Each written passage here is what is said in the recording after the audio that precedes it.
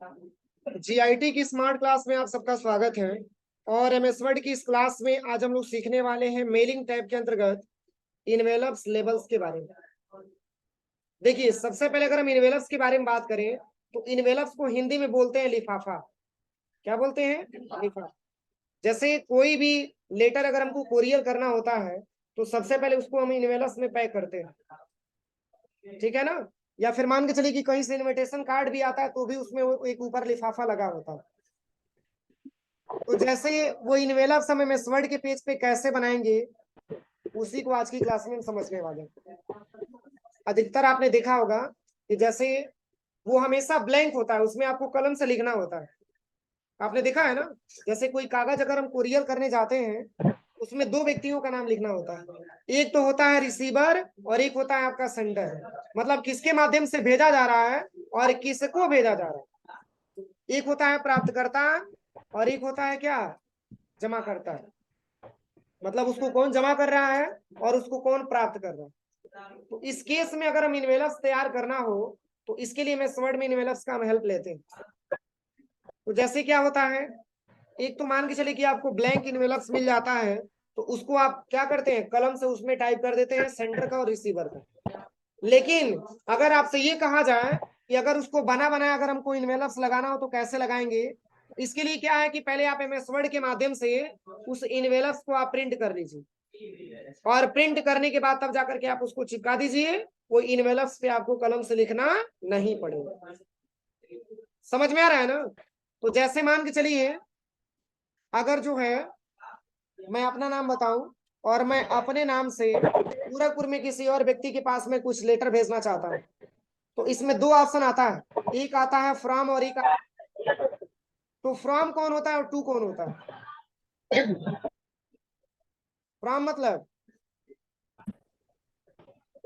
From मतलब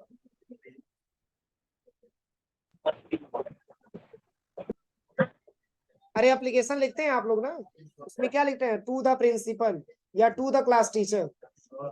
मतलब जो सामने वाला व्यक्ति है जिसके पास हम लेटर भेज रहे हैं वो टू हुआ, क्यों? क्योंकि वो रिसीवर है। और जो सेंडर है उसको हम फ्रॉम बोलते हैं। फ्रॉम का मतलब कहां से भेजा जा रहा है और टू मतलब किसको भेजा जा रहा है। समझ में आया। तो इसके लिए जो है ये आपको समझ में आना चाहिए कि टू क्या होता है और फ्रॉम क्या होता है। जैसे ही हम इस पे क्लिक करेंगे तो इसमें इस तरीके से इंटरफेस आपके सामने खुल के आएगा। इसमें दो व्यक्तियों का एड्रेस आपसे पूछा जाएगा, एक है आपका डिलीवरी एड्रेस और एक होता है आपका रिटर्न एड्रेस। अब दोनों में अंतर समझिए। डिलीवरी एड्रेस का मतलब किसके पास हम ये मैसेज डिलीवर कर दें, मतलब उसको रिसीवर बोल सकते हैं ना। और अगर रिटर्निंग में बोले तो रिटर्निंग का मतलब ये होता है कि कहाँ से सेंड किया जा रहा है। आपने देखा होगा कि जब कोई लेटर वगैरह भेजा जाता है किसी को और उसकी पत्ते अगर गलत होते हैं, मोबाइल नंबर वगैरह गलत होता है, पिन कोड वगैरह गलत होता है तो पुनः रिफंड आता है उसी पते पे, पुनः रिटर्न आता है उसी पते पे। इसलिए अपना पता और उस साइड वाले का भी पता कभी गलत नहीं लिखना चाहिए। क्योंकि मेन आपका क्या होता है, जैसे मान के चलिए अगर कोई कोरियर बांटने जाएगा भी तो केवल आपका क्या देखेगा, फ्रंट वाला देखेगा, मतलब जो इनवेलस बना है बस वही देखेगा। उसके अंदर की मान का नहीं है कि वो चेक कर ले, क्योंकि उसमें रैपिंग लगा होता है, उसमें जो है उसको चिपकाया गया होता है। पर केवल ऊपर वाले हेडिंग करके, और अगर उस रिसीवर को पता है तो रिसीव करवा देगा, नहीं तो पुनः रिटर्न लिख देगा तो पुनः उसी पत्ते में वापस आ जाता है। तो इसमें फ्रॉम और टू ना लिख करके इसमें लिखा है डिलीवरी एड्रेस और रिटर्न एड्रेस। तो चलिए, जैसे डिलीवरी एड्रेस में हम उसका नाम लिखेंगे जिसके पास भेजना है। तो जैसे मैंने आप लिख दिया, क्या लिखेंगे, टू लिखेंगे ना।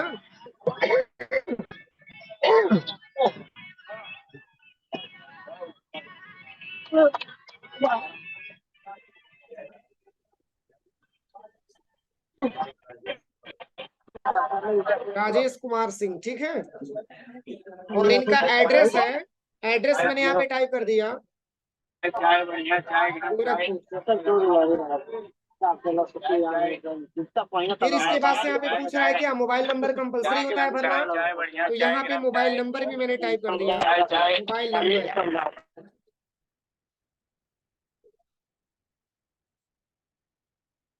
मोबाइल नंबर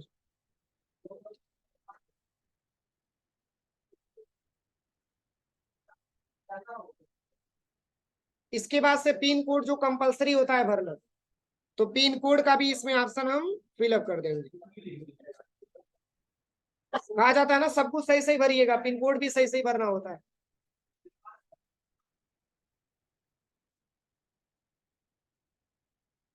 चलिए, तो ये मैंने भर दिया किसका, कोई दिक्कत नहीं है, 4 ही भर लीजिए। ये मैंने भर दिया किसका, रिसीवर का। अब हमको भरना है अपना एड्रेस ना, तो चलिए मैं यहाँ पे अपना एड्रेस भर लेता हूँ।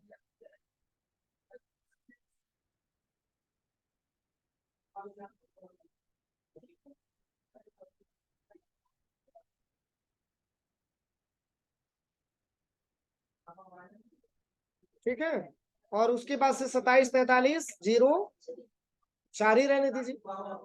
इतना भरने के बाद ऐड टू डॉक्यूमेंट पे क्लिक करना और यस करना, कुछ ऐसे इंटरफेस में आएगा। सही है कि गलत है? इसमें मैंने फॉर्म लिखना छोड़ दिया था क्या, इसीलिए नहीं हुआ। ठीक है, कोई दिक्कत नहीं है, यहाँ से एंटर करके यहाँ पर भी जोड़ देंगे, कोई दिक्कत नहीं, यहाँ पे जोड़ देंगे फॉर्म। अब देखिए इससे क्या समझ में आ रहा है, ये हो गया आपका जो है रिसीवर का एड्रेस, और ये हो गया आपका सेंडर का एड्रेस। तो सेंडर को हमेशा टॉप में रखा जाता है, क्योंकि इसके माध्यम से हम क्या करते हैं, लेटर को फॉरवर्ड करते हैं। और जो रिसीवर होता है उसको पेज के क्या करते हैं, नीचे रखते हैं, क्योंकि ये लेटर को रिसीव कर रहा होता है। यहां तक कोई दिक्कत? अब ये इनवेलप्स बन करके तैयार हो गया। अगर आपको इसको प्रिंट करना है तो Ctrl+P बटन दबा देंगे। एक इनवेलप्स मैंने तैयार किया है, इसके अंदर भी बहुत सारा डेटा हम रख करके तभी तो भेजेंगे, यानी कि कलम से हमको लिखना ना पड़े, कंप्यूटराइज हम निकाल सकते हैं प्रिंट आउट इसका, और लिफाफे पे आसानी तरीके से चिपका करके तब इसको हम भेजेंगे। अब इससे फायदा क्या होगा, देखिए अब इससे ये फायदा होगा कि जैसे अगर हम ही हैं और 15 लोगों के पास, 20 लोगों के पास भेजना चाहते हैं, तो बार बार बनाना नहीं पड़ेगा, इसके लिए लेबल ऑप्शन भी दिया हुआ। जैसे अगर क्वेश्चन ये बने कि सर मान के चलिए अगर आप ही जो है एक व्यक्ति के पास भेज रहे हैं तो आपने बना लिए, अगर आप ही जो है 15-20 लोगों के पास भेजेंगे तो क्या बार बार आप बनाएंगे, बोलिए? बार बार बनाएंगे तो टाइम लॉस नहीं होगा। इसलिए कुछ ऐसा ऑप्शन बताइए ताकि आपका एड्रेस तो चेंज होगा नहीं, चेंज होगा तो उसी का जो रिसीवर होगा, आपका एड्रेस तो वैसा है कि वैसा ही रहेगा। तो इसके लिए हम चाहेंगे तो यहाँ पे एक लेबल्स बना सकते हैं। जैसे एक छोटा सा मैं एग्जांपल बताऊं, जैसे मान के चलिए अपने इंस्टीट्यूट में किसी फंक्शन का आयोजन किया गया, छोटा सा एग्जांपल आप समझिए, और उसमें हम अपनी क्लास के सारे बच्चों को इनवाइट करना चाहते हैं उस फंक्शन में, और वो भी लेटर के माध्यम से। तो मान के चलिए सारे बच्चों का पता अलग अलग होगा, सारे बच्चों का डिटेल अलग होगा, लेकिन मेरा अलग नहीं होगा। मेरा तो सारे लोगों के पास एक ही इंफॉर्मेशन जाएगा, मेरा नाम होगा, हमारा मोबाइल नंबर होगा, एड्रेस होगा, पिन कोड होगा, सारे स्टूडेंटों का चेंज हो जाएगा, लेकिन मेरा चेंज नहीं होगा। तो इसको बनाने के लिए हम लेबल का इस्तेमाल करते हैं। समझ में आ रहा है ना? इसी तरीके से मान के चलिए कि जैसे लेबल का मतलब होता है स्टिकर, जैसे देखिए पंखे पे स्टिकर चिपकाया गया है, कंप्यूटर पे आपने देखा स्टिकर चिपकाया गया है, तो वो सब स्टिकर बनाने के लिए हम लेबल का इस्तेमाल करते हैं। या फिर आपने देखा होगा कि जैसे कोई पैकेट वगैरह खोलते हैं तो उसमें भी स्टिकर चिपका होता है, आपने देखा है? तो वो सब स्टिकर बनाने के लिए हम लेबल वाले ऑप्शन का प्रयोग करते हैं। और चूंकि लेबल हम बनाते हैं तो एक पेज पे कम से कम 30 रिकॉर्ड हम निकालते हैं, क्योंकि लेबल का मतलब होता है छोटा सा डेटा हम उसमें रखते हैं। पूरा, अब ये नहीं कि पूरा उसमें डिटेल भर दीजिएगा। लेबल का मतलब स्टिकर, और स्टिकर में क्या ज्यादा लिखा होता है, मात्र थोड़ा सा लिखा होता है, या तो किसी व्यक्ति का नाम होगा या तो उनका मोबाइल नंबर होगा, ठीक है, बस यही डिटेल में लिखा जाता है, पूरा डिटेल में नहीं लिखा जाता। तो इसको बनाने के लिए हम लेबल ऑप्शन का प्रयोग करते हैं। लेकिन आप बताइए इनवेलप्स में किसी को कोई प्रॉब्लम तो नहीं है? हो जाएगा, बस कुछ नहीं करना है। इतना बनाने के बाद ये जैसा इंटरफेस आपको दिखाएगा, Ctrl+P बटन दबा करके इसकी प्रिंट आउट आप निकाल लीजिए। अब देखिए वही साइज में प्रिंट होगा, ताकि ये प्रिंट करने के बाद आप आसानी तरीके से उसको चिपका सके। हो जाएगा ना? देखिए दोनों ऑप्शन इसमें काम करता है। जैसे अगर हमको ब्लैंक वाला मिल जाता है इनवेलप्स, तो ब्लैंक वाले पे ये होता है कि वो पेज थोड़ा सा अच्छा होता है, लिखने में बड़ी अच्छा लगता है, उस पेज पे आप कलम से टाइप भी कर सकते हैं। लेकिन अगर आपके पास डेटा ज्यादा मात्रा में है तब तो लिखते लिखते बड़ी टाइम हो जाएगा। समझ में आ रहा है ना? तो इसके लिए आपको आसानी तरीके से कंप्यूटराइज बना करके उसकी प्रिंट आउट आप निकाल लीजिए और तब जाकर के चिपका करके जिसका लेटर है उसके पास फॉरवर्ड कर दीजिए, हो जाएगा। अब चलिए अगले ऑप्शंस के बारे में बताते हैं। लेबल्स ऑप्शन जो बहुत इंपॉर्टेंट ऑप्शन है, और लेबल्स को हम लोग जानेंगे। जैसे मैंने कंट्रोल एन से एक नया पेज ले लिया, और जैसे ही मेलिंग टैब पे आप जाएंगे तो यहाँ पे आप आ जाइएगा सबसे पहले लेबल्स,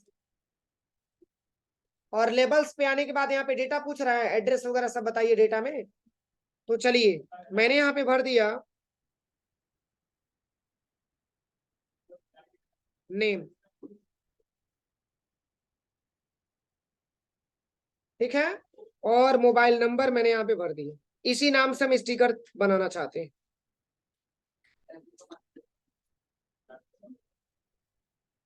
इसमें ज्यादा ज्यादा डेटा आप मत भरिएगा, नहीं तो डेटा आपका मतलब ज्यादा होगा तो इस केस में कुछ डेटा कट करके आपका नीचे आ जाएगा। इसके लिए आप इतना ही डेटा रखिएगा जितना कि नेसेसरी है, जरूरत है। अब बस यहाँ पे करना क्या है, देखिए ऑप्शंस पे आ जाना है। कहाँ पे आना है? ऑप्शंस पे। अब ऑप्शन पे आएंगे तो यहाँ पे पूछेगा बताइए एक पेज पे आप कितना निकालना चाहते हैं। तो A4 साइज के पेपर में बहुत ज्यादा जगह होता है, तो अगर हम कह दें कि 30 पर पेज आप निकालिए तो एक पेज पे कम से कम 30 डेटा आपको दिखाएगा। अब उसी को आप कैंची से काट लीजिए और चिपका करके कहीं सेंडर के पास सेंड कर दीजिए, ठीक है। तो यहां से हम ओके करेंगे। ओके करने के बाद बस न्यू डॉक्यूमेंट पे क्लिक करना, कुछ ऐसा इंटरफेस में आ जाए। दिख रहा है सबको? अब काउंटिंग करिए क्या 30 है कि नहीं है। 1 2 3 4,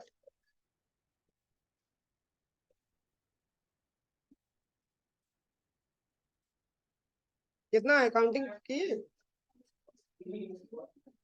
अरे 30 से कम नहीं होगा।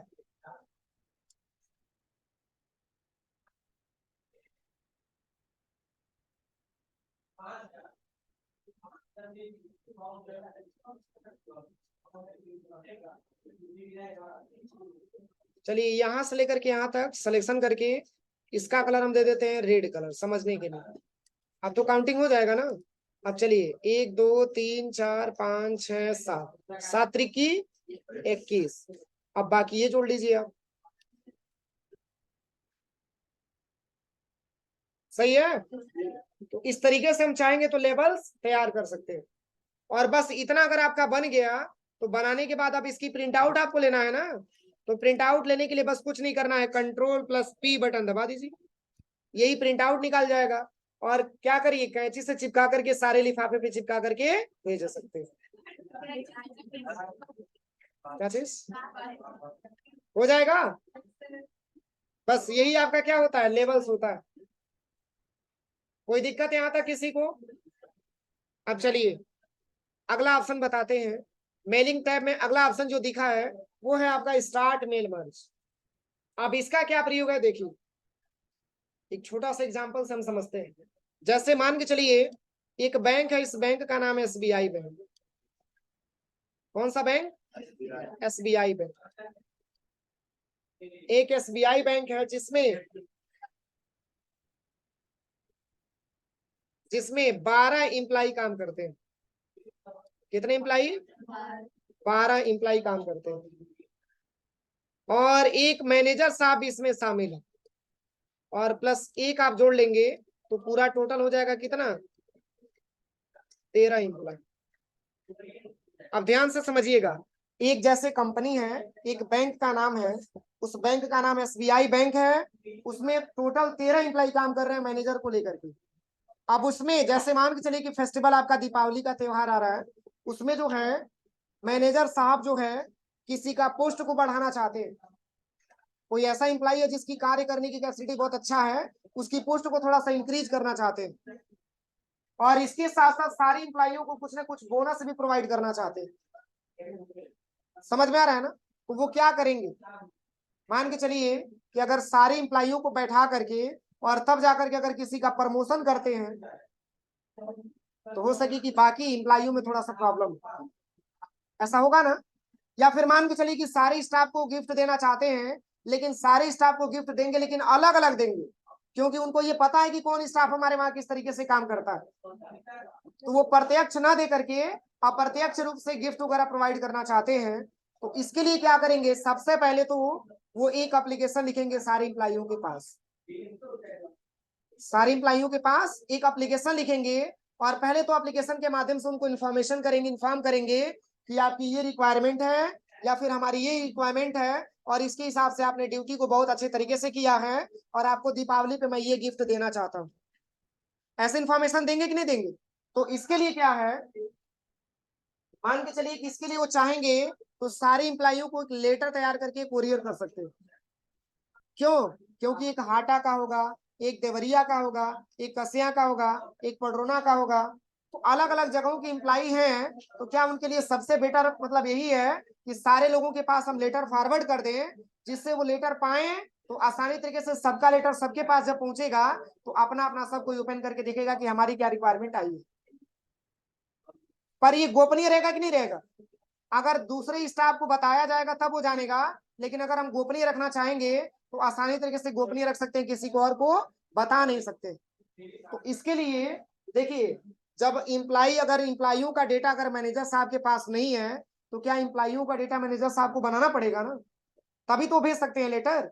नहीं तो कंपनी में 12 लोग काम कर रहे हैं और 12 लोगों के पास उनको डेटा प्रोवाइड करना है, कुछ लेटर प्रोवाइड करना है, और उनके पास कुछ डेटा है ही नहीं, तो भेजेंगे किस आधार पे?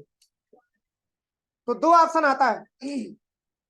अगर मैनेजर साहब के पास पहले से डेटा अवेलेबल है तब तो केवल वो फॉरवर्ड करेंगे लेटर, अगर नहीं अवेलेबल है तो क्या करेंगे, प्रत्येक इंप्लाइयों का अलग अलग डेटा बनाएंगे। समझ में आया? इतना ऑप्शन समझ में आने जो मैंने आपको बताया है। तो जैसे देखिए, ये मैंने एसबीआई पे लिया है, आप किसी कंपनी का ले सकते हैं, जैसे अपने गायत्री इंस्टीट्यूट का भी एक नॉर्मल जो है, आप जो है इसमें नॉर्मल एक प्रैक्टिकल के तौर पे समझ सकते हैं।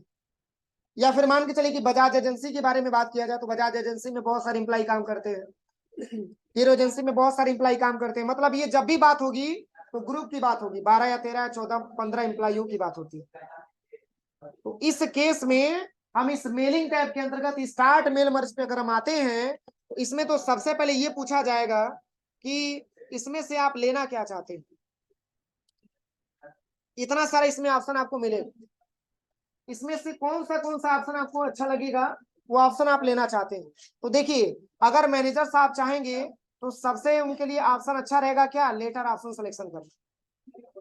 अगर वो लेटर ले लेंगे तो मान के चलिए कि लेटर को आसानी तरीके से वो प्रिंट करेंगे, और प्रिंट करने के बाद सारे इंप्लाइयों को अलग अलग उनके पत्ते पे भेज देंगे। समझ में आ रहा है? लेकिन अगर वो चाहेंगे तो ईमेल मैसेज भी तो कर सकते हैं। बोलिए, ईमेल मैसेज भी तो कर सकते हैं, और इसमें ऑप्शन दिया है इनवेलप्स, अगर चाहेंगे तो उसी लेटर को इनवेलप्स में लगा करके भेज भी तो सकते हैं। या यहाँ पे एक और भी ऑप्शन दिया है जैसे लेबल्स, डायरेक्टरी और नॉर्मल वर्ड डॉक्यूमेंट। लेकिन इसमें जो सबसे मोस्ट वाला इंपॉर्टेंट जो ऑप्शन होता है वो है आपका क्या, लेटर। क्योंकि लेटर इजी रहेगा किसके लिए, मैनेजर साहब के लिए। तो मैनेजर साहब ने क्या किया, लेटर को सेलेक्ट कर दिया। अब लेटर को सेलेक्ट करने के बाद वो तो सबसे पहले अपने कंप्यूटर में सर्च करेंगे कि हमारे सिस्टम में इस 12 इंप्लाइयों का डेटा पहले से मौजूद है कि नहीं। अगर मौजूद रहेगा तो क्या उनको लिस्ट बनाना पड़ेगा, अगर नहीं है तो बनाना पड़ेगा उनको। तो देखिए, इतना करने के बाद और मैनेजर साहब जाएंगे जब सेलेक्ट रिसिपिएंट पे, तो इनके सामने 3 ऑप्शन आपको मिलेगा। जैसे मैं एग्जांपल दे रहा हूं मैनेजर साहब का ना, आप लोग अपना एग्जांपल समझिएगा, ठीक है? देखिए, जैसे इसमें लिखा हुआ है type a new list. Type a new list का मतलब ये हो गया कि अगर मैनेजर साहब के पास पहले से कोई डेटा अवेलेबल नहीं है तो एक नया लिस्ट वो क्या करेंगे, तैयार करेंगे, जिसमें इम्प्लाई का नाम होगा, उसका एड्रेस होगा, उसका मोबाइल नंबर होगा, उसका स्टेट होगा, उसका डिस्ट्रिक्ट होगा, उसका सिटी होगा, उसके साथ साथ उसका ईमेल आईडी होगा, मतलब जो कंपलसरी होगा उनको भरने के लिए। तो देखिए, अगर ये चाहेंगे तो अगर इनके पास लिस्ट अवेलेबल नहीं है तो टाइप ए न्यू लिस्ट पे क्लिक करके एक नया लिस्ट जनरेट कर सकते हैं। और सेकंड ऑप्शन दिया यूज एन एग्जिस्टिंग लिस्ट, का मतलब ये हुआ कि अगर उनके पास पहले से लिस्ट मौजूद है तो वो सेकंड वाले ऑप्शन का प्रयोग करेंगे। समझ में आ रहा है ना? जैसे मान के चलिए कि कभी कभी ऐसा होता है कि हमारी कंपनी में अगर 15 इंप्लाई काम कर रहे हैं तो 15 इंप्लाइयों का डेटा हम पहले से अपनी कंप्यूटर में एक्सेल के सीट पे बना करके रखते हैं। और अब जैसे कंपनियों का ये रूल होता है कि बहुत सारे इंप्लाई चेंज होते रहते हैं, तो इस केस में डेटा हमारा स्टेबल नहीं हो पाता है, तो वो डेटा हमारा चेंज होने लगता है। तो इस केस में सबसे बेहतर ऑप्शन रहेगा कि हम नया लिस्ट बना करके ही डेटा की क्या करें, एंट्री करना स्टार्ट करें। दोनों ऑप्शन समझ में आया। अब तीसरा जो ऑप्शन दिया है वो लिखा है चूज फ्रॉम आउटलुक कंटेंट्स। इसके लिए आपको आउटलुक कंटेंट्स को कॉन्फ़िगरेशन करना बताया जाएगा।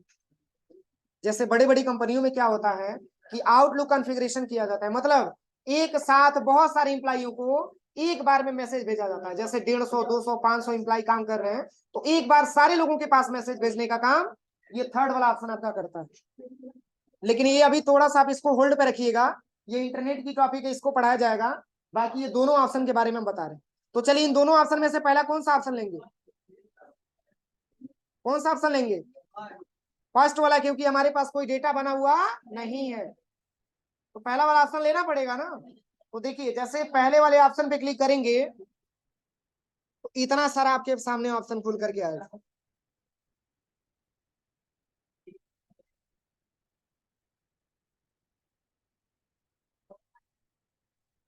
अब चलिए इतना सारा जो हमारे सामने ऑप्शन खुल के आया है, अब जैसे देखिए इसमें तो बहुत सारा फील्ड दिया होगा, लेकिन हमको जितनी रिक्वायरमेंट होगी बस वही फील्ड सिलेक्शन करेंगे, बाकी हटा देंगे।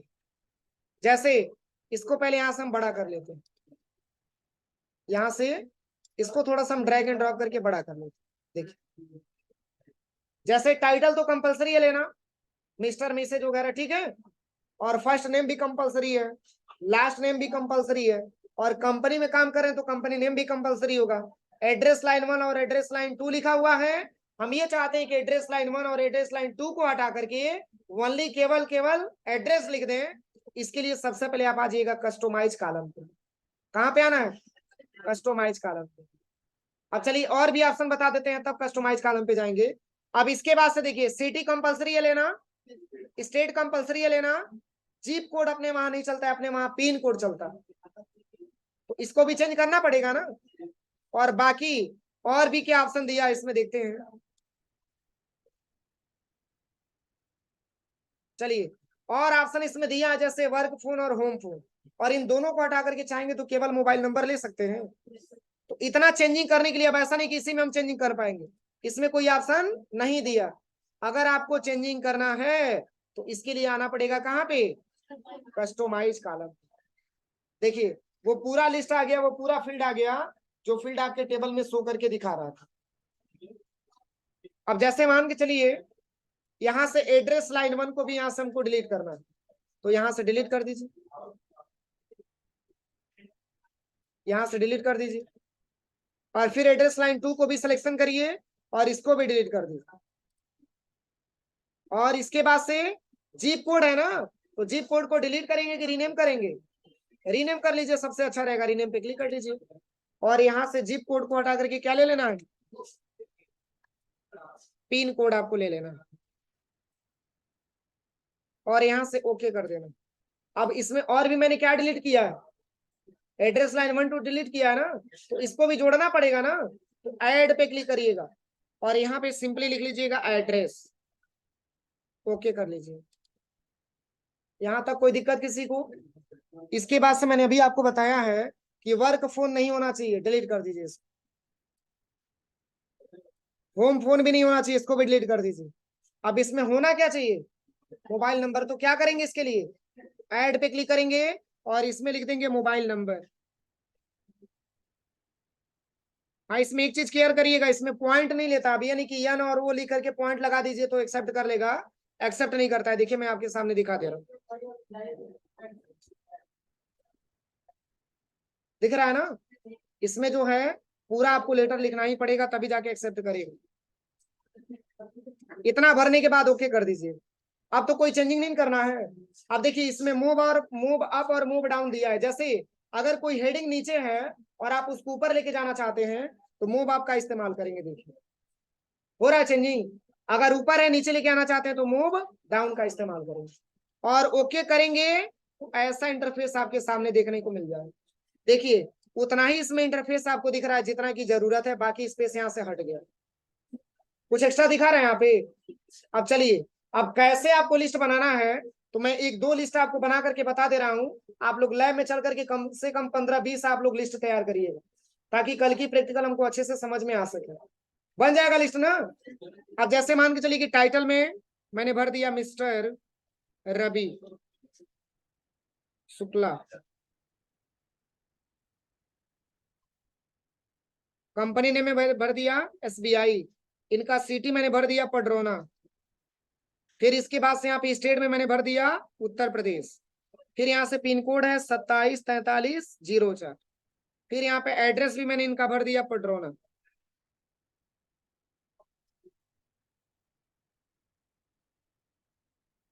इसके बाद से मोबाइल नंबर पूछा जा रहा है, तो मोबाइल नंबर हम यहाँ पे भर दिए।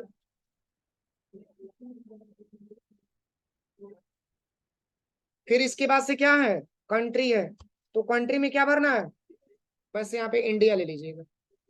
इसके बाद से ईमेल एड्रेस है तो भरिए, नहीं है तो छोड़ सकते हैं, कोई दिक्कत नहीं, ठीक है। अब चलिए आगे की कॉलम में आना है तो क्या दबाएंगे, बस एक टैब बटन आपको दबा देना है। इस तरीके से करके कम से कम 25 से 30 डेटा आप बनाइए, आपके पास टाइम मिलेगा ना लैब में, बन जाएगा ना। और बनाने के बाद आपको करना क्या है, ओके पे जैसे ही ओके क्लिक करेंगे तो ये डेटा को आप यहाँ से सेव करिएगा। सेव करने का ऑप्शन दे रहा है ना, तो इसको जब भी सेव करिएगा तो डॉक्यूमेंट में। अब पूछेंगे क्यों, तो जैसे डॉक्यूमेंट में सेव करेंगे तो सेव रहेगा, अगर कहीं और डेस्कटॉप पे सेव कर देंगे तो डिलीट हो जाएगा, इसके लिए मैं कह रहा हूँ। ऐसा नहीं कि अचानक डिलीट हो जाएगा, कोई ना कोई डिलीट करके चला जाएगा, ठीक है ना, क्योंकि डॉक्यूमेंट में रखेंगे तो कल के इसी के आधार पे और भी तो प्रैक्टिकल सीखना है। और सेव करिएगा SBI इम्प्लाई के नाम से, SBI इम्प्लाई डाटा के नाम से सेव कर लीजिए। इतना तक हो जाएगा, इतना तक करिए, उसके बाद से हम यहाँ से कल ऑप्शन आपको पढ़ाएंगे, ठीक है।